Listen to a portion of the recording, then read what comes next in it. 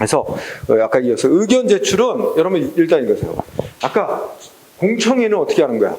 뭐 전문가들 앞에 나와서 막 토론하고 막 방청석에 다수 일반 사람들 다 모아놓고 막 이렇게 그 의견 수렴하는 거지. 근데 이제 청문은 어떻게 하는 거야? 이제 불이익받을 예정인 당사자, 그 다음에 뭐 담당 공무원, 그래서 그 양쪽 주장 들어보고 또 청문 주재자가 저 증거도 조사하고 이런 정식 절차라고 한다면 의견 제출은 그냥 불이익받을 것이 예정돼 있는 자가 담당 공무원 찾아가서 자기 변명하는 기회를 부여하는 거, 그거야. 그래서 뭐라고 써놨어요? 기억본에 A. 의견 제출이란 행정기관이 국민한테 어떤 작용을 하기 전에 당사자의 의견을 제시하도록 하는 절차로서, 자, 청문이나 공청회에 해당하지 않는 국민의 의견을 듣는 절차를 다 의견 제출이라 그래요. 그래서 청문이나 공청회에 해당하지 아니하는 절차, 뭐 특별한 건 없지만 이때 B번이 중요해, 시험에 있어서. 자, 쉽게 말하면 행정기관은 국민한테 뭐야? 불이익한 처분을 할 때는 아까 청문을 한다든지 공청회를 하면 모를까? 청문이나 공청회를 하지 않는다면 최소한 상대방이 공무원 앞 찾아와서 의견을 제시하게 하는 최소한 의견 제출 기회는 줘야 한다. 그럼 반대로 얘기하면 불이익한 처분할 때 청문이나 공청회를 한다면 의견 제출 절차는 안 거쳐도 된다는 거지. 응? 그렇죠? 그 말이 되는 거야. 그래서 B번에 첫째, 그때 청문이나 공청회를 개최하는 경우 외에는 의견 제출 기회를 줘야 된다. 그 청문이나 공청회를 개최한다면 안 줘도 된다. 응? B번. 자, 니은번. 그러면 당사자 등이 담당 공무원 찾아가서 자기 의견을 제출하는 방법. A번. 어떤 방법이 있어? 당사자 등은 자기한테 최종 처분이 나오기 전에 관할 행정청에 자, 의견 제출하는 방법. 서면으로도 할 수도 있고 말로도 갈 수 있고 정보통신망 세 가지 방법이 허용됩니다.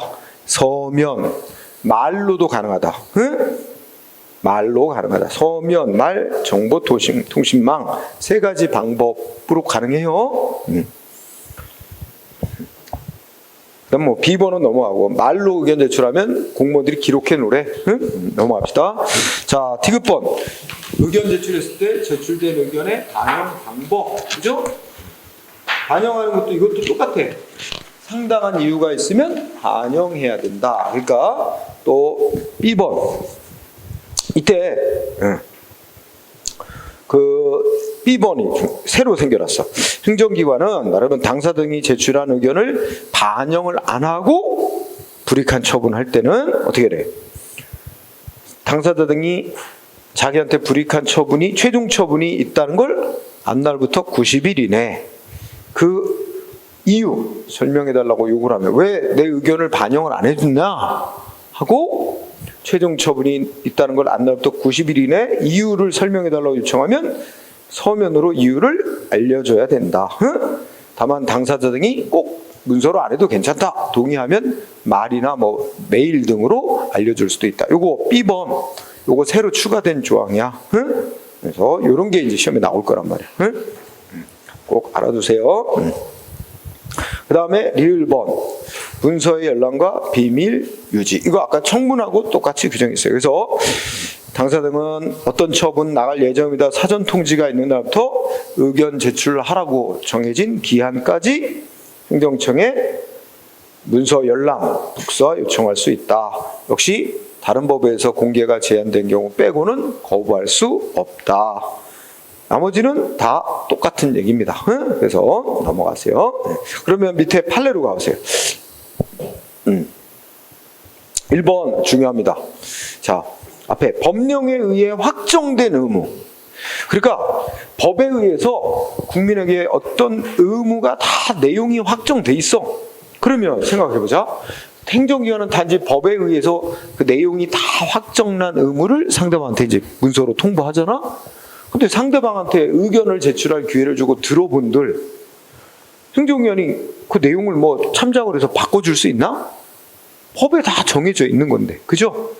따라서 상대방한테 의견을 듣는 거는 의견을 참작을 해서 뭐 최종 예정인 조치를 안 할 수도 있는 거고, 그보다 감경된 조치를 할 수도 있는 거고, 이런 거 이렇게 하려고 의견을 제출받는 건데, 이거는 의견을 제출받더라도 뭔가 행정기관이 참작해서 바꿔줄 수 있는 게 아무것도 없단 말이야. 그래서 법령에 의해서 내용이 확정된 의무를 부과하는 경우에는 의견 제출할 기회, 의견 제출 기회를 안 줘도 된다.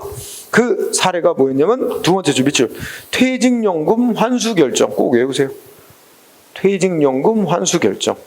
그러니까 공무원이 퇴직연금을 받아왔는데 뭔가 법이 바뀌어서 퇴직연금이 적게 나가야 되는데 공무원이 착오가 있어갖고 원래 주던 대로 나갔나 봐. 그러면 법에 의하면 이거 연금 환수 이제 적게 주게 돼 있는 건데 뭐 100만 원만 주게 돼 있는데 지금 150만 원이 예전처럼 나갔다. 그래서 50만 원 돌려줘야 됩니다. 그거 의견 제출 기회 준들 법에 의해서 100만 원만 주게끔 바뀌었단 말이야. 그죠?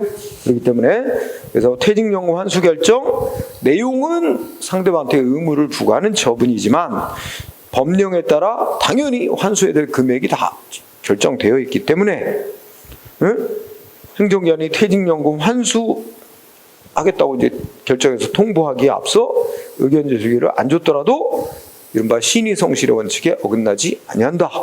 이거 꼭 중요. 2번은 아까 했지.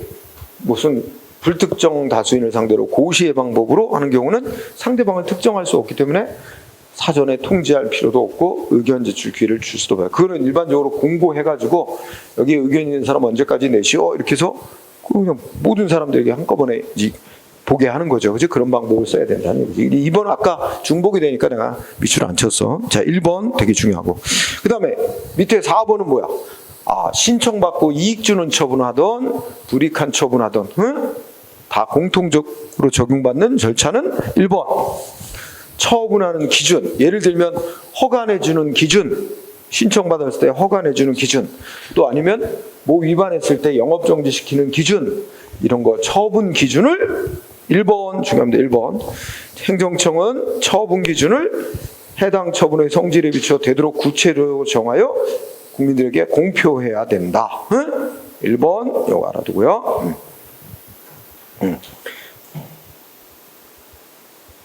이 항은 이제 새로 들어갔는데 우리 행정기본법이 규정한 바에 따른 인허가 의제 배웠었어. 그죠? 인허가 의제의 경우 관련된 인허가를 담당하는 행정기관은 관련 인허가의 처분 기준을 어디다 제출?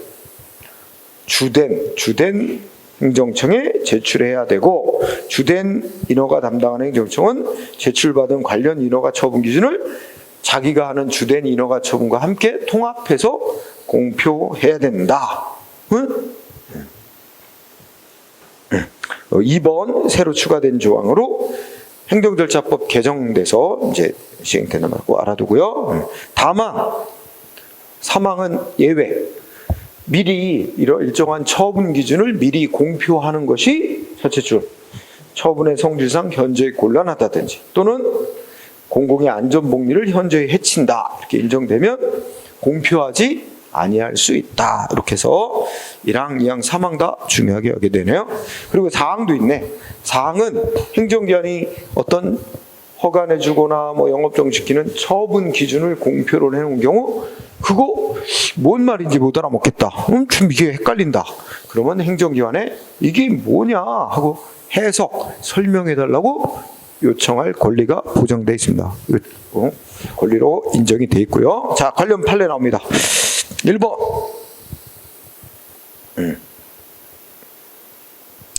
자, 우리 행정절차법 20조는 행정청이 처분 기준을 구체적으로 정해서 공표하도록 규정이 돼. 이거는 이러이러한 행정의 투명성, 공정성 등을 위한 거다. 이렇게 되면 밑줄. 그러나 예외가 있다. 처분의 성질상 미리 공표하면 행정 목적 달성할 수 없게 되거나 행정청의 일정한 범위 내에서 재량권을 부여함으로써 구책 사안에서 개별적 사정으로 탄력적으로 처분이 이루어지도록 하는 것이 오히려 공공의 안전복리에 적합한 경우도 있다. 이러한 경우에는 뭐야? 처분 기준을 따로 공표를 안 할 수도 있고 하더라도 구체적으로 안 하고 개별적으로만 공표할 수도 있다. 그러니까 행정절차법 20조는 가능한 가능한 처분 기준을 구체적으로 정해서 공표하라고는 돼 있는데 그거는 반드시 그래야 되는 게 아니고 가능한 한 이렇게 돼 있단 말이야. 그렇기 때문에 이런 경우에는 공표를 안 할 수도 있고 개략적으로만 공표할 수도 있다. 응? 그리고 2번도 앞머리 중요하다.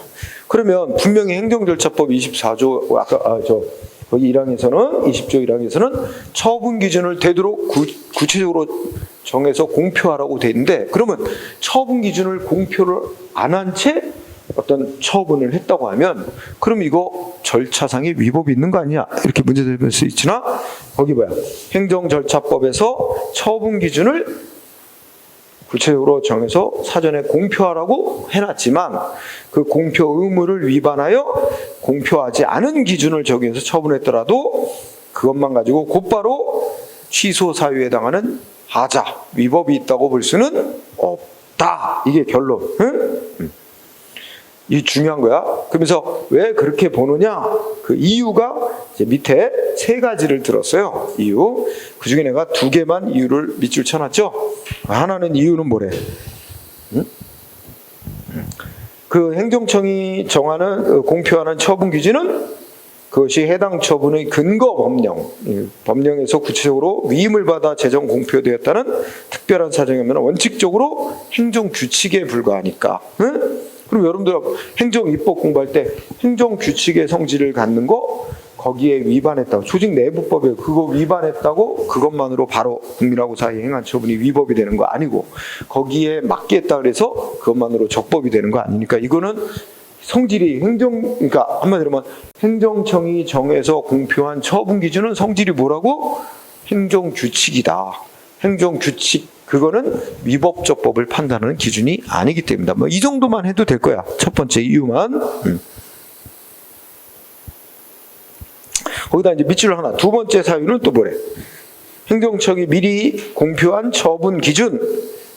이 성질은 행정규칙인데 행정규칙에 따랐는지 여부가 처분이 적법이냐 위법을 판단하는 결정적 지표가 되지 못하는 것과 마찬가지로 1번에서 얘기한 것과 똑같이 그거와 마찬가지로 행정청이 미리 공표하지 않은 기준을 적용했느냐 아니냐도 위법을 판단하는 기준이 되는 건 아니다. 그래서 제일 중요한 건 2번의 맨 위에 거죠. 그 결론. 그러면서 밑에 2가지는 이유. 왜 그렇게 판결을 했는지 이유다. 그 다음에 3번. 자, 3번 판례 아직 이런 거 시험에 아직 한 번도 안 나온 건데 이제 보자. 3번은 중국 전담 여행사 지정했다가 어떤 여행사를 중국을 전담해서 여행 사업을 하는 여행사로 지정을 했다가 취소하는 처분을 했나 봐. 관련된 사건에서 이제 앞에 읽어보자. 행정청이 법 규정이나 또는 행정기관의 자체적인 판단에 따라 상대방에게 특정한 권리나 이익, 지위 등을 부여한 후 일정한 기간마다 갱신해주는 그러한 이른바 갱신제도를 채택하여 운용하는 경우에는 상대방은 합리적 기준에 따라 공정한 심사를 받아 기준에 부합되면 특별한 사정이 없는 갱신되리라는 기대를 가지고 갱신 여부에 관하여 합리적 기준에 의한 공정한 심사를 요구할 권리를 가진다. 그리고 여기 마지막 2줄이다. 갱신 여부에 관하여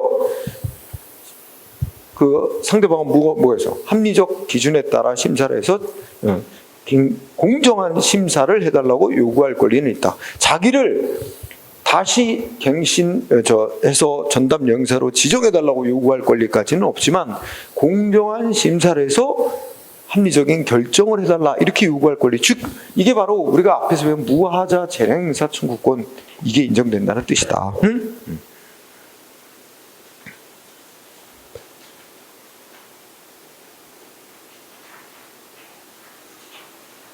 자, 뭐 그 정도 하면 될 겁니다. 자, 그 다음에 뒤로 가세요. 그 다음에 쌍가로 2번 나왔지? 처분의 이유 제시. 이유 제시라고 하기도 하고 이유 부기라고도 그래. 이거 중요. 이것도 시험에 잘 나오는 아주 잘 나오는 부분. 이유 제시. 자, 1번에 의해서 기억법. 자, 행정청은 처분할 때는 원칙적으로 당사자, 상대방한테 그 근거와 이유를 제시해야 된다. 응? 그리고 여기에 밑줄 처분을 할 때는 이렇게 돼 있어요. 응? 그러니까 의무를 부과하거나 권리이익을 제한하는 불이익한 처분할 때만으로 한정돼 있는 게 아니지. 그러니까 그냥 처분할 때니까 둘째 줄에 썼듯이 신청받고 거부하는 처분을 할 때든, 응? 또 아예 의무를 부과하거나 줬던 이익을 제한하는 불이익한 처분을 할 때도 다 왜 그렇게 하는지 근거와 이유를 제시해야 돼. 응? 이거 시험 문제 어떻게 하냐면 의무를 당사자에게 불이익한 처분할 때에 한하여 근거와 이유를 제시한다. X. 응? 신청에 의한 처분도 이유 제시하는 겁니다. 응? 근데 신청받고 그대로 다 해줄 때는 안 해도 돼. 하지만 신청받고 조금 들어주는 것, 신청받고 들어주되 너 이거 면허를 내주니까 한 달에 얼마씩 납부해. 이렇게 또 의무가 붙으면 이거 근거 이유 제시해야 돼. 응? 자, 이유 제시. 그래서 니은번 이거는 읽고 지나갑니다. 왜 그러면 국민한테 이유를 제시하도록 하냐? 의무로 했느냐, 행정에. 아니, 우리 국민의 입장에서 보면 자기가 도대체 왜 이런 조치를 받았는지 납득이 돼야 될 거 아니야? 자기가 뭘 위반한 건지, 응? 이 법적 근거는 뭔지 이해할 수가 있어야 되잖아. 그래야 응? 납득이 돼서 받아들이든가. 아니면 이 이유와 근거로 제시한 게 도저히 납득이 안 되면 그거에 대해서 이제 뭘 갖고 이제 반박자를 준비하면 되는지 알아야 소송할 준비도 갖추고 하잖아. 그런 거 편익을 주려고 하는 거다. 응? 자, 이게 니은번 얘기고 동그라미 2번 외워야 돼. 이유 제시 안 해도 되는 경우. 응? 이유 제시 안 해도 되는 경우. 이유 제시 안 해도 되는 경우가 세 가지네요. 첫째, 어느 때요? 신청한 내용 그대로 다 들어주는 거. 그러니까 하여튼 하나도 안 들어주는 거 없어. 불이익 주는 것도 그거 이제 신청한 내용 그대로 이익 준 것, 이익 다 주는 거. 응? 그때는 이유를 제시하지 않아도 상대방 아무 문제 안 삼겠지?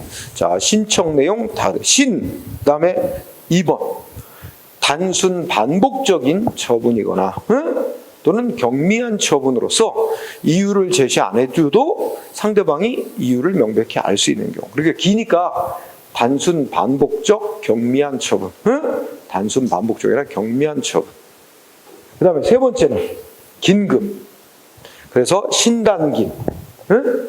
하여튼 외워지는가 모르지만. 자, 그러면 이 세 가지 경우는 이유 제시를 안 하고 처분을 해도 돼. 그래서 이유 제시를 안 하고 처분했는데 처분하고 났는데 상대방이 나한테 왜 이런 처분했는지 이유를 제시해 달래. 나중에 요구해 오는 거야. 최종 처분이 나가는데. 그러면 나중에 요구해 오면 이유 제시를 해줘야 되는 게 세 가지 중에 두 가지. 2번, 3번. 2번, 3번은 처분할 때는 이유 제시를 안 해줘도 돼. 근데 처분 후 해달라고 요구가 오면 해줘야 되는 거고. 1번은 어떻게 돼? 처분할 때도 이유 제시 안 해도 되고 처분을 해달라고 요구를 해오도 안 해줘도 되는 거고. 응? 그것까지 되게 중요. 응? 꼭 알아둬야 되고요. 자, 3번은 이유 제시. 이건 배웠지 여러분들. 행정위 하자 공부할 때. 응? 자, 이유 제시는 최종 처분 나갈 때 거기다가 그 문서에 같이 써서 나가야 되는 거예요. 응? 그런데 처분할 때 이유 제시를 안 했지만 빠른 시간 내에 행정청이 이유를 다시 써서 보내주면 그러면 처분 시의 하자는 우리가 배웠지 치유될 수 있다. 그지? 단 언제까지 해야 될까? 상대방이 소송 내기 전에 빨리 보내줘야 된다. 이거 배웠지? 쟁송 제기 전까지 흠을 보완해야 치유될 수 있다. 예, 이건 여기는 읽고. 그 다음에 4번 이유 제시는 적어도 상대방이 영업정지 처분을 받았어. 자기가 뭐 때문에 영업정지 처분받는지 납득 가능할 정도로 구체적으로 이유를 제시해 줘야 된다 이거죠. 응? 외울 건 아닙니다. 자, 그 정도 하고 판례가 이제 엄청 중요합니다. 자, 판례를 보면 자, 1번 이 상대방의 면허 취소시키는 처분할 때는 근거가 되는 법령 명시해야 되면 물론이거든요. 상대방이 뭘 위반했기 때문에 뭔 위반 사실이 있는지 알 수 있을 만큼 구체적으로 제시해야 된다. 응? 그런데 거기 사례 보면 자, 셋째 줄 거기 읽어봐. 자, 세무서장이 쉽게 말하면 주류 도매상, 술 도매상 면허 취소시켜. 근데 이유를 제시했어, 안 했어? 하긴 했어요. 어떻게 했어? 니네 술 도매상은 말하면 무허가 술 판매업자에게 술을 팔았기 때문에 법 몇 조에 따라 면허를 취소하고, 뭐 주세법에 따라 면허를 취소한다. 이렇게 이유를 밝히긴 했어. 근데 납득할 수 없을 만큼 불충분하게 밝혀서 문제가 된 거예요. 왜냐하면 상대방으로서는 이런 생각이 들 거 아니야? 내가 무허가 술집에다 술을 공급해줬다고? 언제? 그 무허가 술집이 누군데? 응? 그리고 그 언제부터 언제까지? 시기? 이런 건 하나도 기재가 안 돼 있어. 단지 너 무허가 술집에 술 공급했기 때문에, 응? 주세법에 따라 면허 취소한다. 납득이 안 되잖아. 그러니까 도대체 그 여기 소위 육하원칙까지는 아니라도, 그죠? 언제, 응? 어디서, 누구한테, 뭐 이런 게 기재가 돼 있어야 하는데 그런 게 핵심적인 게 빠졌다는 거죠.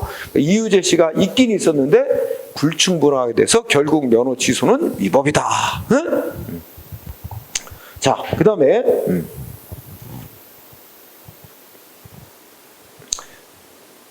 그 다음에 2번은 뭐야? 판례가 셋째 줄에 보면 변상금 부과처분한대. 그죠?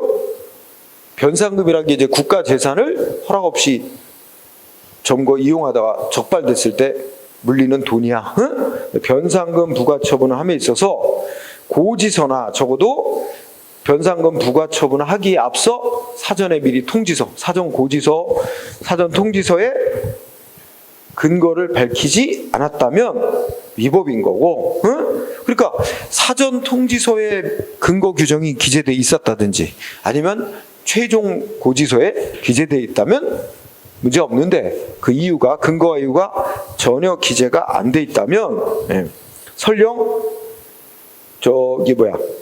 그 국유재산법 시행령에 변상금 부과액수를 산정하는 기초가 되는 사용료 산정 방법에 관한 규정이 마련되어 있다고 하여 그 산출 근거를 기재하지 않거나 통지서에 그 법조문만 간단히 명기했다고 해서 간접적으로 근거를 명시했다고 볼 수는 없다. 응?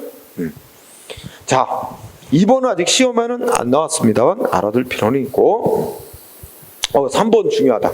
1번, 3번 중요한 판례. 자, 3번 두 번 위에서 세금 부과 고지서에 필수적으로 기재하게 돼 있는 항목을 빠뜨리고 고지서로 보내가지고 세금 부과하는 건 위법이다. 응?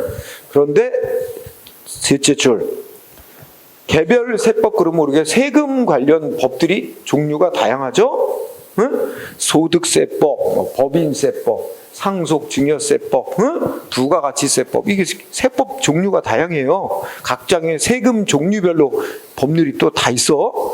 그래서 개별 세법에 세금 고지서에 뭐뭐뭐 기재해야 된다, 응? 이렇게 별도의 규정이 없더라도 모든 국가가 부과하는 세금에 공통적으로 적용되는 국세징수법이 정한 것 같은 고지서에 기재할 요건은 갖춰야 되는 것이고, 응? 따라서 이런 적법 절차의 원칙이 과세 처분에도 적용됨에 따른 당연한 귀결이다. 그지? 그러면서 또 밑에 문장이 그거 하고 4번 하나의 세금 고지서에 여러 개의 세금을 같이 부과하는 경우가 있어요. 하나의 세금 고지서로 본세, 본래 내야 될 세금과 가산세는 이게 이제 납부를 제때 안 한다든지 정당한 이유 없이 세금을 제때 안 하니까 거기다가 내야 될 세금에게 몇 프로를 더 물리는 세금이야.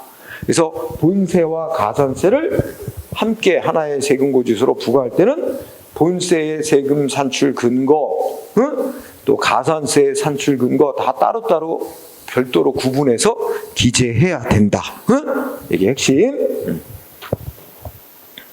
그래서 그렇죠. 그 다음에 5번은 5번 또 중요하게 여기다. 5번, 6번 다 중요하다. 응? 같은 취지의 5번, 6번. 자, 5번을 보면 자폐기태를 보자. 일반적으로 야, 자기한테 무슨 인허가 내달라고 신청하는 국민이 약간 똑똑한 채 그리고 이제 신청서에 자기 무슨 허가 자기 인허가 신청한 그 법 몇 조 몇 항 자기 다 요건 구비했으니까 허가 내주십시오. 신청 조항까지 명시했어. 이 사람 신청하는 사람이 몇 조 몇 항까지 명시해서 신청을 했어. 그래서 근데 행정위원회 심사 결과 어떻게 했어? 이 사람 법 몇 조 몇 항의 요건을 못 갖춘 거야. 그래서 최종 거부. 근데 거부를 하는데 이게 구체적인 법조항은 명시를 안 했어. 무슨 법 몇 조 몇 항의 요건은 구비하지 못했다라고 그거를 기재를 안 했어. 그런데 거기 읽어보니까 두 번째 줄에 이게 중요하지. 당사자가 자기가 몇 조 몇 항의 요건을 못 갖춰서 허가 거부받았는지를 알 수 있을 정도로 당사자가 거부된 근거 조항을 알 수 있을 정도로 상당한 이유를 제시한 경우 이게 중요하지. 당사자가 근거 규정을 알 수 있을 정도로 상당한 이유를 제시한 경우에는 굳이 그 거부하는 문서 처분 문서에 법 몇 조 몇 항까지는 안 썼어도 괜찮다. 응? 당사자가 근거를 알 수 있을 정도로 상당한 이유를 제시한 경우에는 셋째 줄 구체적 조항 이런 것까지 명시하지 않았더라도 위법이라고 말할 수는 없다. 그래서 6번도 마찬가지지. 6번 판례도 거기도 며칠 주면 당사자가 근거를 알 수 있을 정도로 상당한 이유를 제시한 경우에는 여러 가지 다 종합적으로 고려볼 때 최종 처분을 받을 당시 당사자가 어떠한 근거 이유로 처분이 이루어진 것을 충분히 알 수 있게 되어 있어서 그에 불복하여 이유 제시하는 건 상대방이 이제 불복을 하려면 소송 같은 거 하려면 뭐에 반박자를 준비해서 해야 되는지 편의를 주려는 데니까 그 불복 절차로 나간 데서 전혀 지장을 주었다고 볼 수 없는 경우에는 굳이 근거 조항 이런 것까지는 명시 안 했더라도 위법이라고 할 수는 없다. 같은 취지입니다. 자, 그 다음에 들어갑니다. 이제 다 왔다. 처분이 중요한데 다 왔다. 7번은 자 7번은 우선 여러분들 우리나라 국립대학교 총장은 누가 최종 임명권자다? 대통령이. 근데 기본 중간에 교육부 장관이 낍니다. 그러면 우리나라 국립대학교 총장은 그 각 대학교에서 학생 교수들이 참여해서 총장을 뽑아요. 자기네들이 선거로 뽑아. 근데 선거에서 어느 A 대학교에서 A 국립대학에서 총장을 학교에서 선거로 선출. 근데 예를 들어 3명을 올렸어. 1위, 2위, 3위 3명을 누구한테 올려? 교육부 장관한테 우리 3명 중에 1명을 그래서 이제 순위를 1순위, 1, 2, 3위 이렇게 해서 올려다. 응? 그러면 그 중에 교육부 장관이 꼭 1등이라고 올리는 건 아니고 그 학교에서 대학에서 1, 2, 3위 한 후보 3명이 2명 올라갈 수도 있고 1명이 올릴 수도 있는데 하여튼 3명이 올랐다.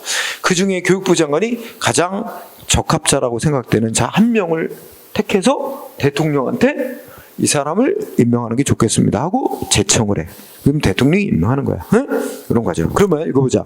교육부 장관이 국립대학으로부터 추천을 받은 어떤 총장 후보자를 부적격하다고 판단하여 배제시키고 다른 후보자를 대통령한테 임명 제청하는 경우라면 적어도 배제된 후보자에게 이와 어떠한 부적격 사유가 있다는 점을 구체적으로 제시할 의무가 있다. 여기까지 일단 한 문장.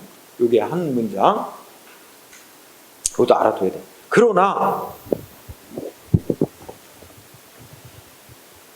그 총장 후보자로 추천된 사람들 모두 부적격 사유는 없어. 다 부적격 사유는 없는데 다 적격한 자들인데 근데 그 중에서도 누가 제일 낫다라고 해서 이렇게 올린단 말이야. 한 사람을 대통령한테. 그럼 나머지 3명이 추천됐다면 2사람은 탈락이 되는 거잖아.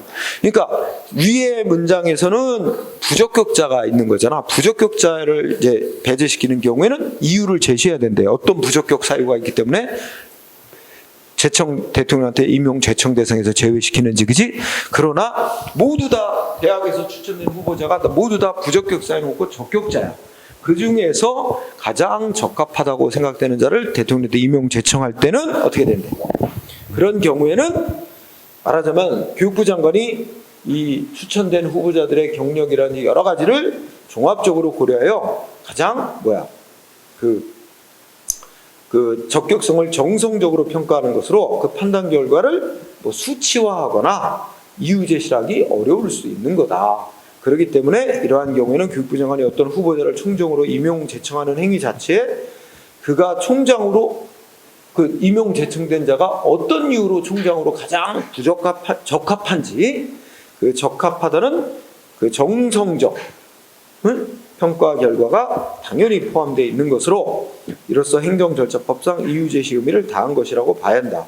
그러므로 나아가 교육부 장관에게 개별 심사 항목이나 고려 요소된 평가 결과를 더 자세히 밝힐 의무까지는 없다. 자, 문장을 둘로 나눠서 총장으로 추천된 후보자들 중 부적격자가 있어서 그 사람을 임용 대상에서 제외시키는 것은 그 부적격 사유를 제외되는 자에게 제시해야 되는 의무가 있으나 모두 다 적격자인 경우 그 중에 한 사람을 대통령한테 제청할 때는 그 사람이 여러 가지 종합적 평가에서 가장 낫다는 정성적인 평가를 한 결과로 올리는 거기 때문에 굳이 그 사람이 왜 더 나은지 아니면 다른 사람들이 그보다 왜 더 못한지 그 구체적 이유까지 밝힐 의무는 없다. 응? 당연히 그 한 사람을 올렸다면 그 한 사람이 다른 적격자들 중에서도 가장 종합적으로 여러 면에서 낫다는 정성적 평가가 이미 거기 드러난 거다. 그 한 사람을 택했다는 거는 이제 그런 의미입니다. 그래서 요거 최근에 문제 나왔어요. 중시하고요. 자, 그다음에 또 공통된 절차. 처분하는 방식. 기획법. 행정청은 국민한테 허가니 영업정지니 처분할 때는 특별한 규정이 없는 원칙적으로 문서로 해야 된다. 원칙적으로 문서로 하되 다만 반드시 문서로 해야 되는 건 아니고 동의가 있거나 전자문서로 처분을 신청한 경우는 전자문서로 할 수 있으니까 원칙적으로 문서로 처분하는 거다. 그러니까 국민이 자기한테 이익 달라고 처분을 신청할 때도 원칙적으로 문서로, 행정청이 처분할 때도 원칙적으로 문서로. 다만 니은번 공공안전복리를 긴급히 처분, 긴급. 두 번째, 첫째 끝에 사안이 경미한 경우 이럴 때는 어떻게 돼? 꼭 문서로 처분하지 않아도 된다. 말이나 전화, 휴대폰을 위한 문자, 메일 등 문서가 아닌 방법으로 처분할 수도 있다. 다만 이렇게 처분을 받은 자가 문서로 또 해달라고 요구하면 문서로 해줘야 된다. 이건 읽고 지나갑니다. 기업 미연 합치면 결국 원칙적으로 문서로 해야 된다. 다만 긴급하거나 그럴 때는 문서 이외의 방법으로 또 긴급 경미한 사안일 때는 문서가 아닌 방법으로도 할 수 있다. 디귿 읽고 지나갑니다. 우리 공문서, 국민행정기관이 보내는 문서 속에는 처분한 행정청, 예를 들면 여기 인천시장이 영업정처럼 인천시장 직인 찍고, 그죠? 그 업무를 처리한 담당 공무원의 소속과 직위, 성명, 연락처 다 기재해야 된다는 얘기예요. 읽고 지나가세요. 자, 동그라미 2번 처분의 정점. 행정청은 자기가 영업정지 같은 처분을 했는데 거기에 오타가 있어. 오기, 오상, 그 밖에 명백한 잘못이 있을 때는 직권으로 알아서 또는 신청을 받아 지체 없이 정정한 후 통지해줘야 된다. 당사자에게 넘어갑니다. 자, 3번 중요합니다. 행정청은 처분할 때 뭐 알려줘야 돼? 이 처분에 승복을 못하며 행정심판을 청구할 수 있는지, 또는 소송을 제기할 수 있는지, 한다면 언제까지 어디다가 제기해야 되는지 그런 것들을 문서에 써줘야 된다. 그래서 영업정지 처분하는 문서 나가지, 그건 뒷면에 보통 써놔. 이 처분에 승복을 못하면 이 영업정지 처분 받은 걸 안 날로부터 90일 안에 또는 영업정지 처분이 있은 날로부터 1년 이내 행정소송 제기할 수 있습니다. 그래서 어디다가 언제까지 제기할 수 있습니다. 이런 거 써주게 돼 있다는 거야. 이걸 불복 고지 제도라고 한단 말이야. 자, 읽고 지나고. 그러면 1번 판례 되게 중요하네. 자, 행정절차법 24조는 이거 하자에서 공부했어요. 하자에서 이 행정절차법 24조는 행정청이 처분할 때는 원칙으로 문서로 하게 돼 있다. 응? 그 문서로 하게 돼 있는 처분인데 문서로 하지 않으면 뭐다? 무효다. 무효라는 단어가 중요하지? 무효입니다. 취소 사유 아니에요? 응? 문서로 해야 될 처분을 문서로 하는 무효다. 그러면서 어떤 사건에서 판결했어? 소방서장이 소방시설 보완하라고 의무를 부과하지? 그거 문서로 하게 돼 있는 처분인데 문서로 안 하고 말로다가 했다면 무효다. 무효니까 상대방한테 의무가 생기지도 않았고 의무를 위반했다고 처벌을 할 수가 없다. 자, 그 다음에 또 뒤로 갑니다. 2번 판례. 이것도 똑같아. 2번 뭐 하는 거지? 경찰이 운전면허 정지 처분합니다. 이것도 문서로 하게 돼 있는 거야. 응? 근데 문서로 처분 안 하고 면허 정지 처분한 게 아니라 경찰서에 무슨 다른 일 때문에 찾아온 사람한테 잘 됐다. 당신 내일부터 면허 정지 30일 면허 정지입니다. 말로 했다는 거야. 상대방 어떻게 돼? 그런데 운전하다가 또 걸렸어. 그랬더니 무면허 운전죄로 처벌하겠다는 거야. 근데 상대방한테 면허 정지시킨 일이 없는 거야. 문서로 해서 될 걸 말로 했으니까 상대방한테는 면허 정지 처분이 있지도 않은 게 돼서 상대방은 면허 정지되지도 않았으니까 면허 정지 기간 동안에 운전했다 해서 무면허 운전죄가 성립될 수 없으니까 처벌할 수 없게 된다는 논리죠. 그 다음에 3번은 자, 3번에 보면 두 번째 줄 끝에 명예 전역 선발을 취소한. 명예 전역 선발이 뭐겠어? 아마 전역이란 말은 보통 군에서 이제 퇴직하는 걸 전역이라고 그러지. 근데 아마 명예자를 붙이는 거니까 아직 정년에 도달이 안 됐는데 좀 더 정년 퇴직 전에 미인이 나가는 거죠. 우리가 이제 일반 회사에서 명예퇴직이라고 하잖아. 그지? 그런 거와 유사한 거지.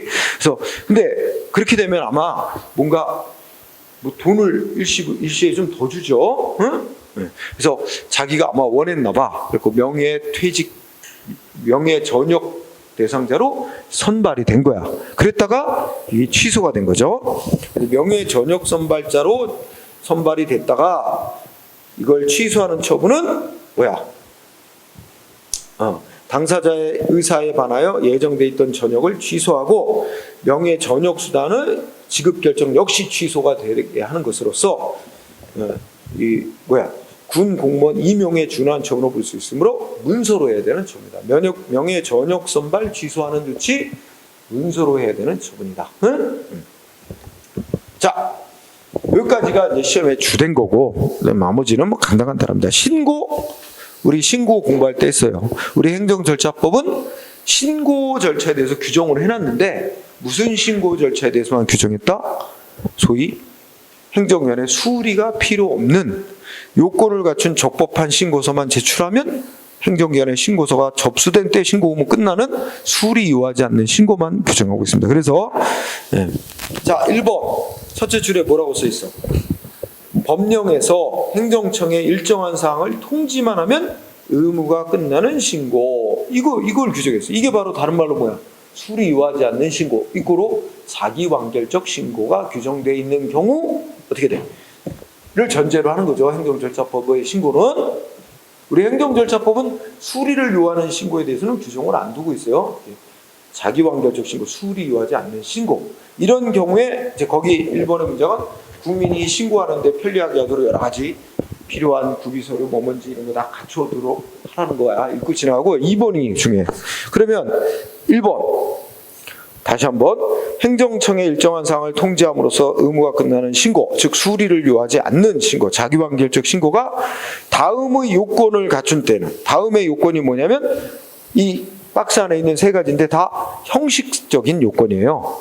그래서 기재사항, 구비서류, 기타 법이 정하는 형식적 요건 다 갖춰서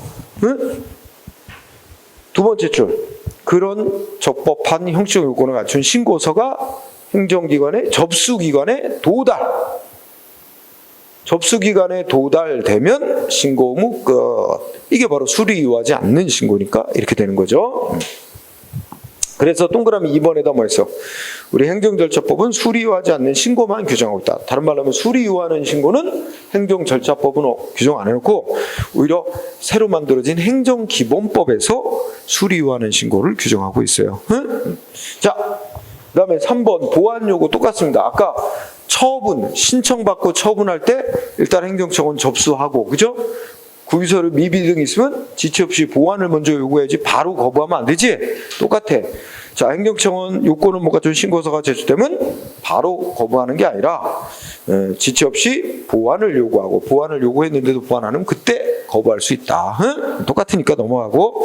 자, 확약. 행정절차법에 그동안은 확약에 관해서 규정이 없었다. 그런데 이제 확약에 관해서 규정을 했다. 확약은 이제 사전 약속을 하는 거죠, 행정기관이. 그래서 확약이란 뭐 의미 있는데 특별한 건 없어요. 확약이란 요거죠. 첫째 줄 밑줄 쳐주세요. 법령 등에서 당사자가 신청할 수 있는 처분을 규정하고 있는 경우. 그러니까 그 신청받고 신청에 의한 처분을 전제로 하고 있어요. 응? 법이 국민이 이익 받으려면 신청하고 그에 따라 처분하도록. 그러니까 신청에 의한 처분, 신청할 수 있는 처분을 규정하고 있는 경우 행정청은 신청에 따라, 여기도 중요해요. 행정기관이 일방적으로 약속하는 게 아니라 신청에 따라서 해준다, 안 해준다, 확약할 수 있대요. 응? 자, 그래서 이거는 우리 지금 행정절차법이 도입한 확약은 신청에 의한 처분을 전제로 해서 행정기관이 일방적으로 확약을 하는 게 아니라 신청을 받아서 확약할 수 있다. 이랬어요. 그래서 신청에 따라. 그리고 2번. 확약은 문서로 하라고 명문화되어 있습니다. 문서로. 확약은 문서로. 그 다음에 2항은 만약에 행정기관이 뭐 허가를 해준다. 이 확약을 하려면 원래 허가해 주려면 다른 기관의 동의를 거치도록 돼 있다. 그러면 허가를 해주겠다고 확약할 때도 그 다른 기관의 동의를 거쳐야 된다 이 말입니다. 그러고 있고요. 3번 약속을 했으니까 행정기관은 약속을 지켜야 된다고 규정이 있습니다. 그래서 1항 행정기관은 그러니까 기속력이라는 제목을 달았는데 결국 원칙은 행정기관은 약속을 했으면 약속을 이행해야 될 의무가 있는데 다만 동그라미 1번 확약을 하고 난 후에 확약한 내용, 약속한 내용을 이행할 수 없을 정도로 사정이 법 바뀌고 뭐 사정이 변경된 경우 또는 모르고 했는데 약속이 위법한 약속이었어. 확약 위법할 때는 약속에 기속당하지 않는다. 그러니까 약속 안 지켜도 된단 말이야. 1번 중요. 응? 그래서 2항은 이렇게 약속을 했는데 법 바뀌거나 약속한 후에 법 바뀌고 사정 변경되고 그것이 나중에 위법한 약속이었다고 밝혀지면 약속 이행 안 해도 되는데 그런 사유가 생겨서 약속을 이행 안 할 때는 상대방한테 또 통지를 해줘야 된다고 돼 있는 거지. 그래서 여기 1번이 매우 중요합니다. 자, 그 다음에 또 새로 들어간 거 뭐 있어? 위반 사실 공표 제도라고 국민이 특히 이제 요새 뭐냐? 예전에도 그렇더라고. 뭐였더라? 나 그거 보고 약간 짜증나는데. 우리 환경부인가 어디서 우리 생수 있잖아. 생수 그 물 검사했어. 그래서 부적합 판정 받은 데도 있어요. 근데 뭐 몇 개 업체만 끌어올린 물 원수가 부적합하다. 먹는 샘물하게 부적합 판정을 받았다. 이렇게 어느 업체인지는 말을 안 해놨어요. 그리고 내가 처먹고 있는 생수가 지금 부적합한 원수로 만들어 놓은 거지. 알 수가 없어. 짜증나. 근데 그거 위반 사실을 공표했는데 특정 업체명은 안 밝혔어. 그걸 알려면 그 행정청 홈페이지에 들어가야 돼. 그럼 거기는 명단이 밝혀져 있는데 그냥 기사 이렇게 나오고 공표할 때는 업체명은 안 밝혀요. 그게 또 이제 법적으로 문제가 있을 수 있어서 그렇습니다. 자, 어쨌든 의의를 해보자. 행정기관은 법령에 따른 의무를 위반한 자의 성명, 회사명, 위반 사실, 위반을 위한 뭐 영업정지 처분 같은 사실, 처분한 사실 등을 법률로 정하는 바에 따라 일반인에게 공표할 수 있다. 그래서 위반 사실 공표 제도를 도입을 했는데, 자, 이 공표가 허용되려면 요건 1번 어떻게 돼? 공표하기 전에 사실과 다른 공표를 하게 돼서 혹시 명예나 신용 등이 훼손되지 않도록 객관적인 타당한 증거와 근거가 있는지 확인을 해야 된다. 이거 뭐 당연한 거잖아. 그러니까 공표 전에 한 번 더 확인 절차를 거쳐라 이거지. 응? 그다음에 2야. 공표를 할 때는 이게 중요해. 공표를 하기 전에 어떻게 돼? 미리 당신 뭐뭐 위반 사실 이거에 대해서 공표하려고 한다. 공표할 예정이다. 미리 통지하니까 이게 사전 통지하고 의견을 제출할 기회를 줘야 된다. 이게 뭐지? 2번 위반 사실 공표 전에 사전 통지하고 의견 제출기를 줘야 한다. 다만 세 가지 경우에는 사전 통지 및 의견 제출기 안 줘도 된다. 첫째 뭐야? 긴급. 그 다음에 2번 성질상 의견을 청취하는 게 현재의 곤란 명백히 불필요. 세 번째 포기. 당사자가 포기. 이럴 때는 의견 진술 기회를 사전 통지 및 의견 제출기를 안 줘도 된다. 2항 중시. 3항. 그럼 아까 이제 사전 통지 받은 자는 의견을 제출할 기회가 주어지는데 의견 제출할 방법은 뭐야? 서면이나 말, 정부 등록. 그죠? 세 가지 방법을 이용할 수 있다. 그리고 위반 사실에 공표하는 방식은 정부 발행 신문인 관보, 공보, 인터넷, 홈페이지 등등이니까 뭐 특별한 건 없습니다. 그리고 5항.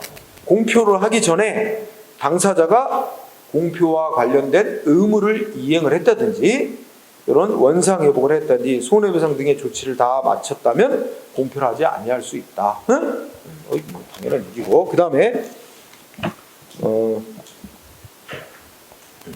자 6항도 새로 들어온 거니까 한번 읽어봅시다. 행정기관은 공표된 내용이 사실과 결과적으로 보면 사실과 다른 것으로 밝혀지거나 공표된 내용이 사실과 다른 것으로 밝혀지거나 공표에 포함된 처분이 취소가 돼버렸다든지 그럴 때는 그 공표한 내용을 정정하고 그 정정한 내용을 지체 없이 애초에 공표했던 방법과 똑같은 방법으로 공표된 기간 이상으로 공표를 해야 한다.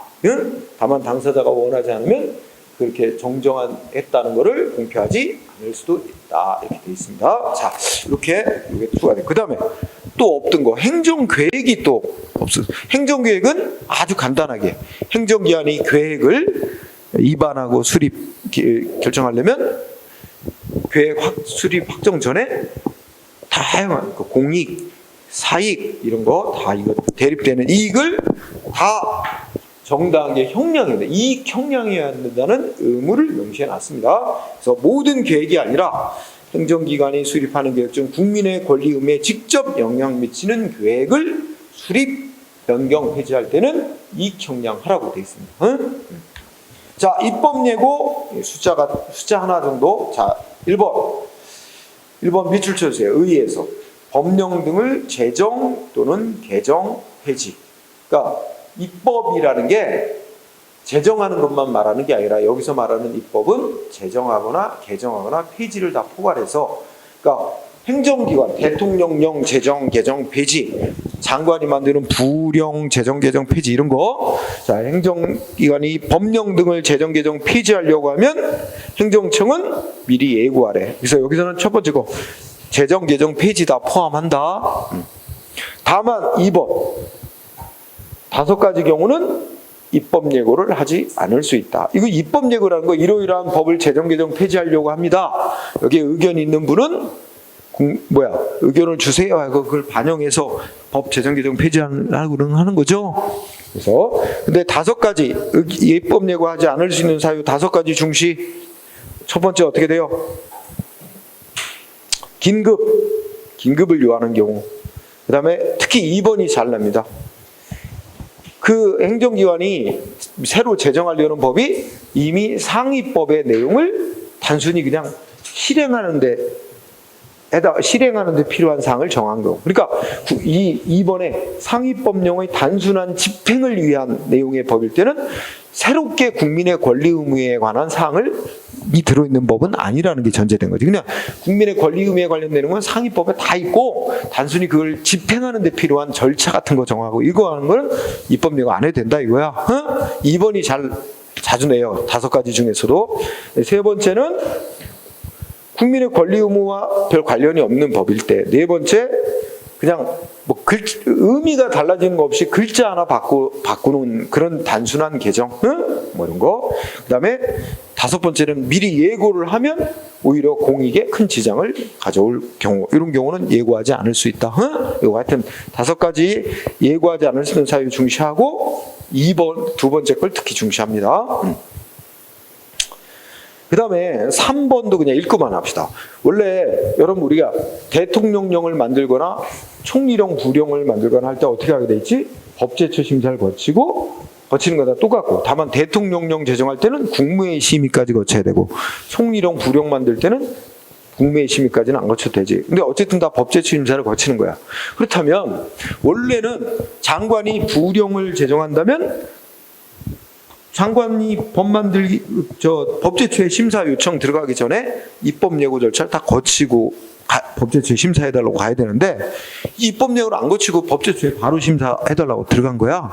그러니까 법제처장이 딱 받아보고 입법 예고를 하고 왔어야 되는데 왜 입법 예고를 안 거치고 왔지? 응? 이렇게 그래서 입법 예고를 하는 게 마땅하다고 판단하면 해당 행정청에다가 입법 예고를 다시 거치세요 하고 할 수도 있고, 아니면 법제처장이 그냥 직접 예고할 수도 있대요. 읽고 지나가세요. 그 다음에 4번은 소위 이제 재입법 예고라고 하는 겁니다. 그래서 일단 입법 예고를 했어. 첫째 줄 입법 예고를 했는데 그 후에 중요한 뭔가 추가 사항이 생긴 거야. 응? 그래서 입법 예고 그 내용에 국민생활과 직접 관련 내용이 추가되는 등 중요한 변경이 발생하면 행정청은 해당 부분에 대해서 입법 예고를 다시 해야 된다. 응? 해당 부분에 대해서. 그 외에 입법 예고 나머지 사항에 대해서는 대통령령으로 나머지 사항을 정한다 그랬고, 자, 예고 방법은 자, 1번 행정청은 입법안의 취지 내용 내지 또는 전체 문장을 공고를 해야 되며 공고하라고 될 수 있어요. 자, 이때 공고하는데 다음 페이지 가면 국가가 만드는 법령안 입법 예고는 관보에 게재하고, 그죠?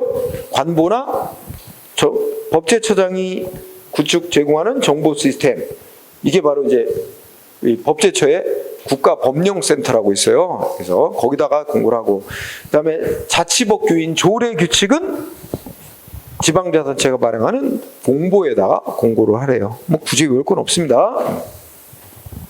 자, 중요한 거 2항입니다. 2항. 2항의 키워드는 대통령령에 한해서만. 자, 예고되는 법령이 대통령령일 때만 어디다 제출해요? 국회 상임위원회에다가.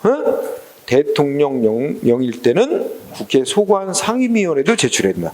그러면 여기서 대통령령, 총리령, 부령 다가 아니고 총리령, 부령은 안 해도 되고 대통령령만 입법 예고함과 아울러 국회에도 제출하라.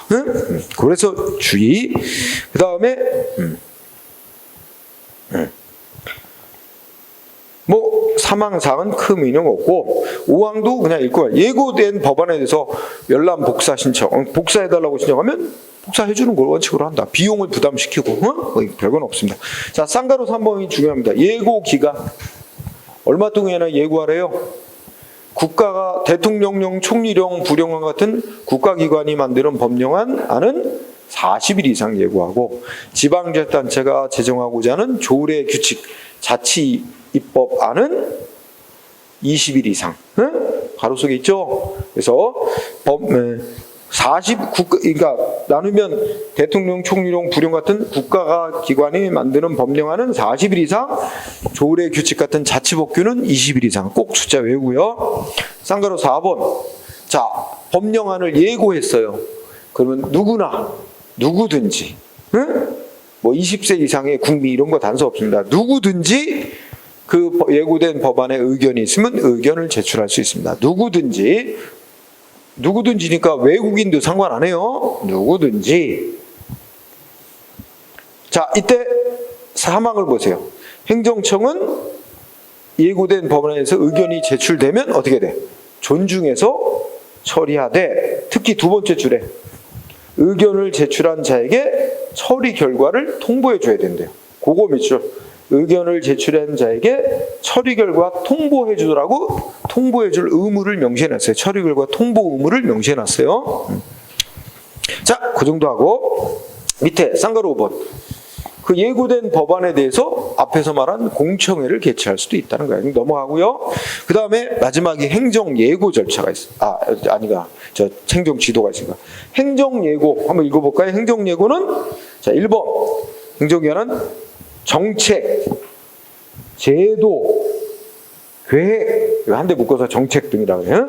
정책이나 제도, 계획 등을 수립, 시행, 변경하려면 국민한테 미리 예고를 해야 된다. 다만 그 내용이 법령의 형태로 정해진다면 입법 예고 방법으로 대신할 수 있다. 자, 읽고 지나갔죠? 다만 여기도 보면 우리가 여기 계획 나왔잖아.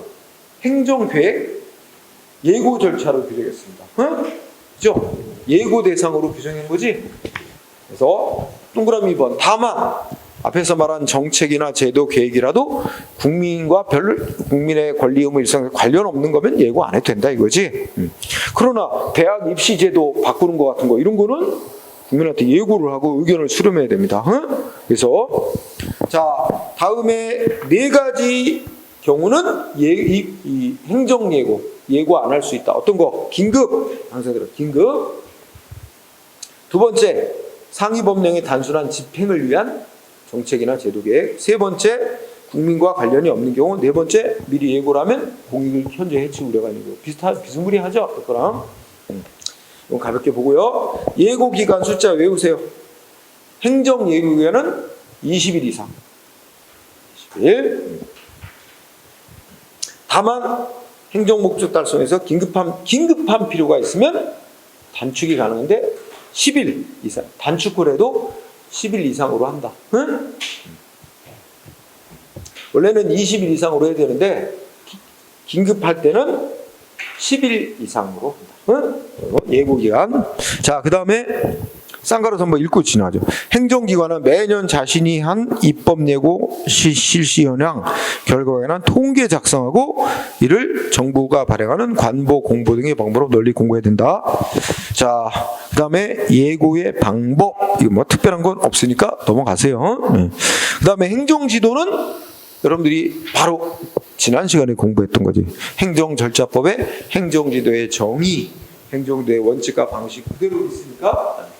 그래서 이건 뭐 내가 굳이 설명하면 1번 지도의 원칙에 대해서 뭐 있어? 목적 달성에 필요한 최소한도로 해라. 비례 원칙 규정이 있고 이거는 단순히 상대방의 자발적인 협력을 기대하면서 하는 거니까 강요하면 안 된다.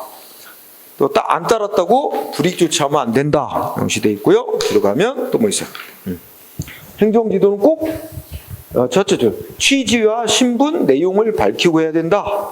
응? 근데 꼭 문서로만 해야 되냐? 행정지도 말로도 할 수 있는데 상대방이 뭐야?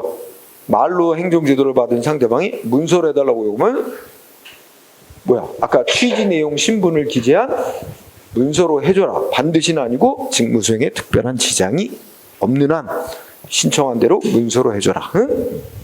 그리고 지도를 받은 자는 의견을 제출할 수 있는 권리가 있고 한 번의 행정지도로 수많은 불특정 다수인을 상대로 똑같은 내용의 지도를 할 때는 둘째 줄 공통적인 내용을 공표해라. 응? 이렇게 되어 있습니다.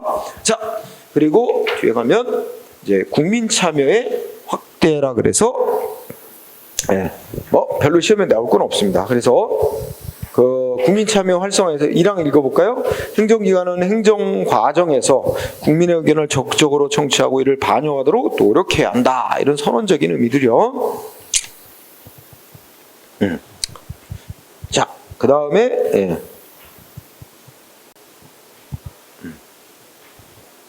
특별한 건 없어요. 그리고 쌍가루 5번 온라인 정책 토론이죠. 온라인 정책 토론. 그래서 행정청은 국민에게 영향을 미치는 주요 정책 등에 대해서 국민의 다양하고 창의적 의견을 널리 수렴하기 위해서 정보통신망을 위한 정책 토론을 실시할 수 있다. 별건 없으니까 그냥 읽고 지나가세요. 그다음에 비용 부담. 행정 절차 예를 들면 행정청이 공청회를 개최해. 그럼 공청회에 들어가는 비용은 원칙적으로 행정청이 부담. 응?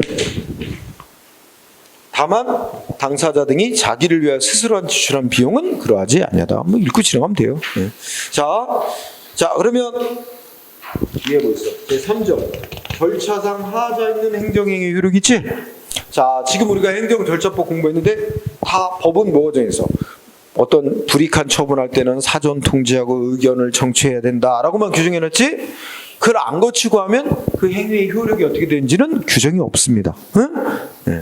그래서 이제 1번을 보니까 제목이 뭐로 잡혔냐면 절차상 하자의 독자적 위법 사유 여부이지. 그러니까 이건 뭐냐면 내용 결과는 아무 문제 없는데 절차만 안 거치고 한 게 문제야. 그러면 그것만 가지고도 위법이라고 할 거냐? 그 처분은 위법이니까 뭐 취소되거나 해야 되냐? 이런 문제가 생기죠.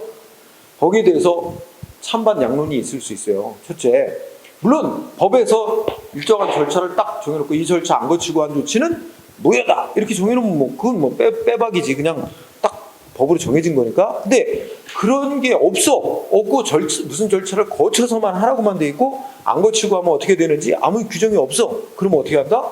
결국 거기에 대해서 견해 대립이 있어. 야, 내용이나 그 결과가 아무 문제 없는 조치라면 좀 절차 과정 좀 잘못됐어도 야 그거 어차피 절차 다시 밟아서 해봐라 해도 똑같은 내용 결과 또 나올 텐데 그 뭐하러 그 절차 안 거쳐도 위법이라고 그걸 취소시키고 또 다시 하게 하냐. 그런 시간 비용 낭비지. 응? 그러니까 그 내용이나 결과에 문제가 없으면 절차 좀 안 지켰다고 그거 갖고 위법이라고 하지 말자 이런 견해가 있는가 하면 야 그런 식의 논리라면 법에다가 행정조치를 할 때는 이런 절차를 거쳐서 해라 하고 법으로 정해놓는 취지가 의미가 없어지잖아요. 그러면 그 절차 안 거쳐도 법이 정한 절차 안 거쳐도 내용이나 결과에 문제 없으면 아무 문제 없는 조치다 이렇게 해버리면 뭐 행정기관 공무원들이 절차 법이 정한 절차 지키겠어? 안 지키겠지. 내용이나 결과만 문제 없으면 된다는 사고방식이니까. 그러면 절차 규정을 두는 게 무의미해지고 혹시 모르지 않냐 절차를 거쳐서 다시 하면 만에 하나 조금이라도 바뀔 가능성이 있다. 그러니까 그런 걸 다 무시할 수는 없다. 그래서 견해 대립이 있으나 우리의 통설과 판례 모두 내용이나 결과에 문제 있으면 위법되는 건 당연한 거고 내용 결과에 문제가 없어도 절차만 안 거쳐서도 그것만 해도 위법 사유로 봐야 한다라는 거죠. 그게 여기서 얘기하는 핵심으로서 자 쌍가루 1번 법령에 절차 정해놓고 안 거치면 무효라고 못 바꾸는 게 있어요. 우리 이미 알고 있지? 공무원 징계 처분할 때 의견 제시에 안 주고 징계 결정 내리면 무효다. 그리고 징계받은 공무원이 억울하다고 소청심사를 신청했는데 소청심사위원회에서 결정할 때도 의견 제시에 안 주고 결정하면 무효라고 못 박아놨어요. 이건 빼박이야. 법이 명시해놨어요. 그래서 거기에 포인트가 무효입니다. 무효. 일제 줄에 무효. 응? 지난번에 하자 공부할 때 얘기했죠. 이거 시험 문제 내면 취소 사유라고 규정하고 있다 이렇게 낸다 그래서 무효라고 규정했어요. 근데 대부분의 경우는 쌍가루 2번처럼 절차만 규정해놓고 절차 위반한 행위 효력이 어떻게 되는지 규정이 없다. 거기에 대해서 동그라미 3번 우리 다수설과 판례 모두 어떤 입장? 자 특히 이제 논란거리가 많이 되는 게 그 기속행위예요. 기속행위로 돼 있는 거는 모 요건에 해당하면 그러니까 예를 들어 법이 청소년에게 술 판 자는 면허 취소하여야 된다 이렇게 돼 있단 말이야. 그러면 면허 내줬던 걸 위반이 있다고 취소하려면 아까 우리 절차법 따지면 사전 통지하고 의견 청취 거쳐야 되잖아. 근데 그거 안 거치고 면허 취소 내건 거야. 그러면 이거 위법이냐?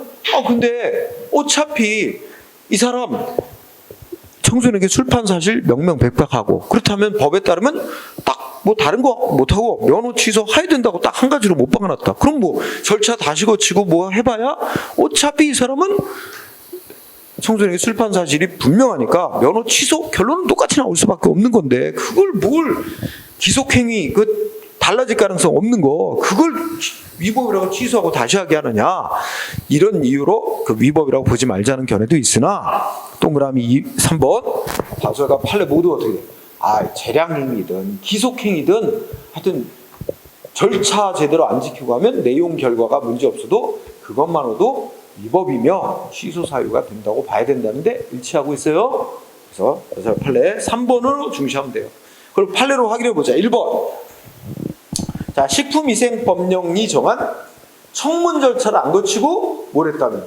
영업허가 취소했다면, 응? 설령 상대방이 영업허가 취소받을 요건 다 갖췄더라도, 응? 청문 절차를 안 지키고 불이익 처분했다면 그것만으로도 절차상의 위법만으로도 절차상 하자로서 위법이고 취소를 면할 수 없다. 그러니까 내용적으로는 무슨 조치가 조치의 요건 다 갖추고 문제 없더라도 응? 절차만 제대로 안 지켰어. 그것만으로도 위법이다. 취소될 수밖에 없다. 응?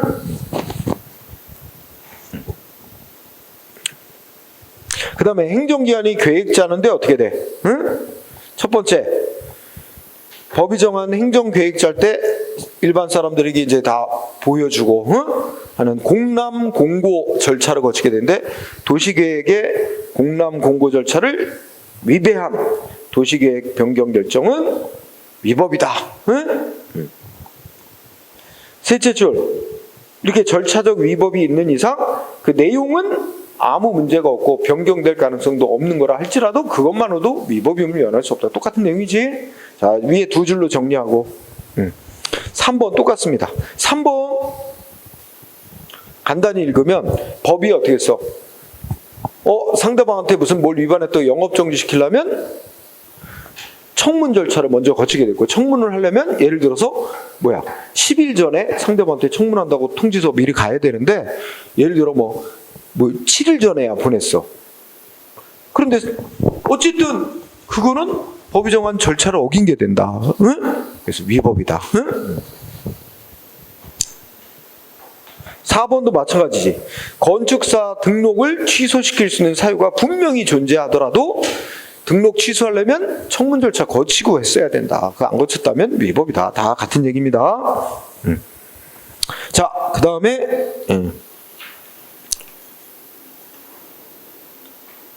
5번도 마찬가지 취지죠. 다 절차만 안 지켰어도 위법이라는 거죠.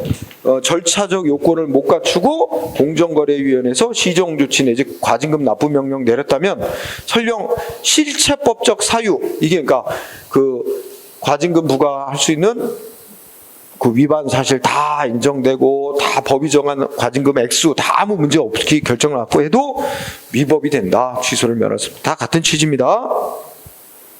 6번은 또 따로 설명해요. 거기에 첫째 줄 끝에 공적사항이라고 나오죠? 응? 이게 사적인 문제, 공적인 문제 그런 게 아니라 공적 세운 거. 응? 그래서 어떤 공무원을 징계하려고 이제 징계위원회가 열렸어. 그럼 징계위원회에서 이 사람 징계를 할 거냐 말 거냐, 징계를 하기로 한다면 어떤 수준의 징계를 할 거냐 결정할 때는 반드시 뭘 제출받아서 심사를 고려해야 돼. 그 사람이 공직 생활하면서 표창이나 훈장 받은 것 등 공적 사항이 있냐, 이거 기록 제출받아서 그걸 고려해서 결정하게 돼 있는 거래. 그런데 공적 사항이 제시되지 않았는데도, 제출되지 않았는데도 징계 결정을 내린 거야. 그런데 그 징계 결정은 내용적으로 아무 문제가 없는 징계 결정이고 변경될 가능성이 없어. 다시 해도. 그렇더라도 이 절차를 어긴 것이 돼서 위법이고 취소될 수밖에 없대.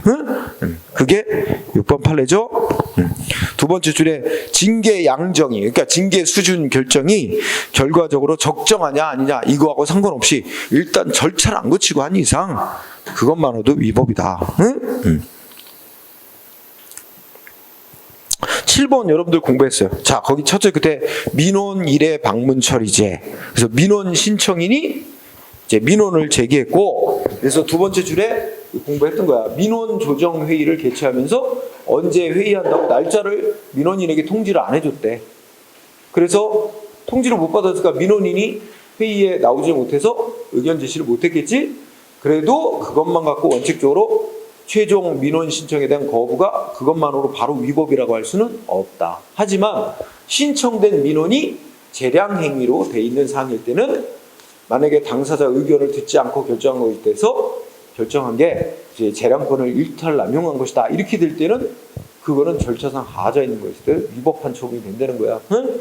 그래서 이렇게 됐고. 그 다음에 마지막 논점이 절차상 하자 있는 행위의 효력. 우리 다 한 거야. 자, 절차 안 지키고 행한 처분은 어떻게 된다 그랬어? 위법인데 위법 정도가 무효냐 취소 사유냐. 이거는 이제 그 절차의 중요도에 따라서 무효로 판결난 사례도 있고 취소 사유로 판결난 사례도 있고 그래요. 근데 우리 대법원 판례는 거의 대부분을 취소 사유라고 봐요. 위법인데 취소 사유. 그래서 판례를 공부해야 돼. 1번 어떻게 돼? 셋째 줄. 자, 앞에는 세금 고지서에 필수로 기재할 사항 빠뜨리거나 해가지고 세금 부과했다면 세금 부과 처분은 절차상 하자 있는 세금 부과. 위법이 되긴 되는데 무효까지는 아니라는 거죠. 그러면서 셋째 줄.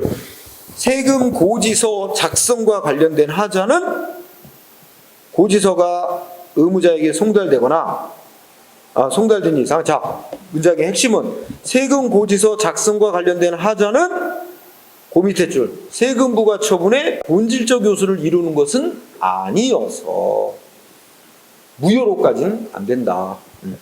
취소 사유를 몰라도. 자, 그 다음에 3번 중시합니다.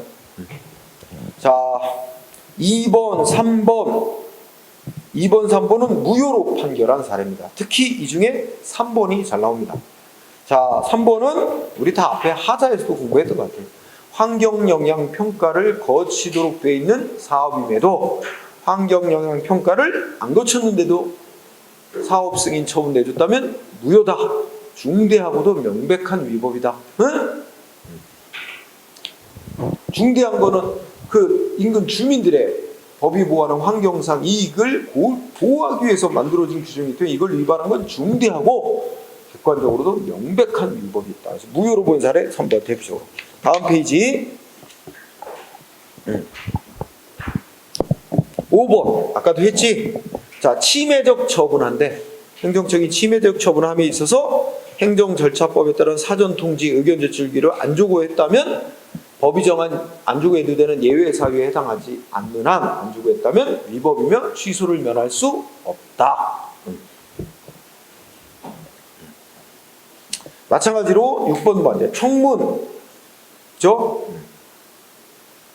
청문 절차 안 지켜도 되는 즉 4가지 사유가 있는데 그게 해당하지 않는 한 침해적 처분하려면 반드시 청문을 실시해야 되고 이거를 안 하면 위법이고 취소 사유.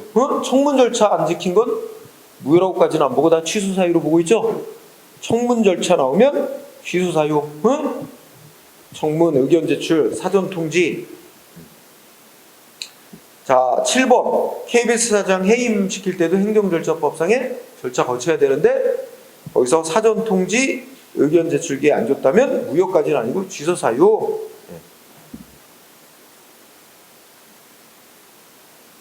자, 근데 8번은 또 무효로 봤어요. 무효. 거기 중간에 읽어보세요. 박스.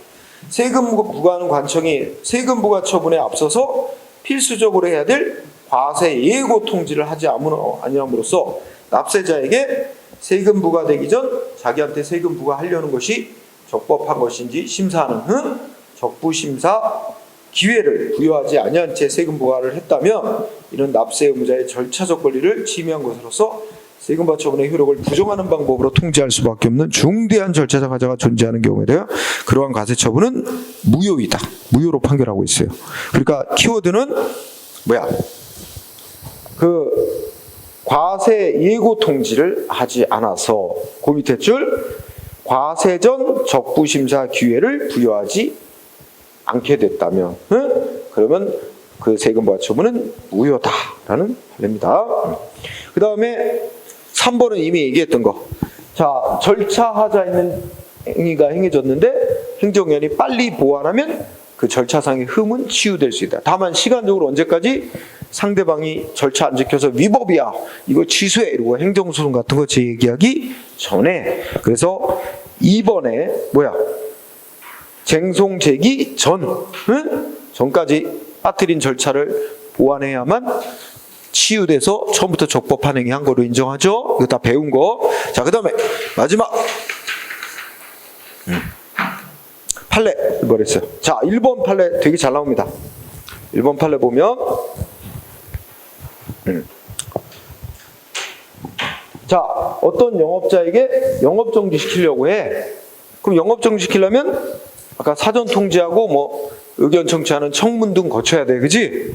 그런데 아까 잠깐 나왔지만 청문하려면 청문 날짜 잡고 그 날짜부터 10일 전까지 통지서 보내야 되잖아. 근데 행정기관이 그만 7일 전에 보냈어. 그러면 3일 늦게 보낸 거야. 근데 상대방 아무 소리 안 하고 청문하기로 한 날짜에 나와서 자기 변명 충분히 했어. 그랬다면 일단 절차를 안 지킨 거야. 그러니까 이 절차 안 지키고 영업정지 처분한 건 위법인 건 맞는데, 취소 사유는 위법이 있는데, 다만 청문이라는 절차는 상대방에게 자기한테 유리한 변명 방어 기회를 주고자 하는 목적이 있는 거야. 그죠? 그렇다면 충분히 변명 기회가 보장받았다면 청문 절차를 거친 거나 다름없는 그 효과를 가져온 거다. 그러니까 청문제도의 취지는 달성됐다. 그러니까 결과적으로 그 정도의 흠은 치유되었다고 본다. 그래서 청문 절차 하에서의 치유를 인정한 사례로 엄청 시험에 단골 출제되는 1번 꼭 알아두고요. 한편 2번 우리 아까 배웠죠. 이유 제시, 이유 부기. 어떤 처분할 때는 왜 이 처분하는지 근거와 이유를 상대방이 납득 가능하게끔 제시해야 될 의무가 있는데 행정기관이 이유 제시를 제대로 안 했단 말이야.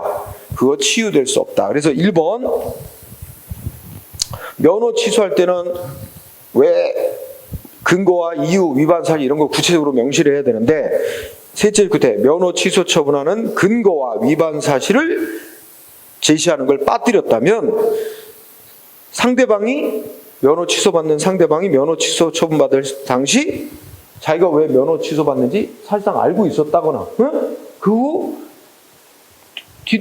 공무원을 통해서 뒤에 얘기를 들었어. 그 후 알게 됐다 하더라도 아니 그거야 애초에 처분할 때 이유를 제시해서 나가야 되는 거지.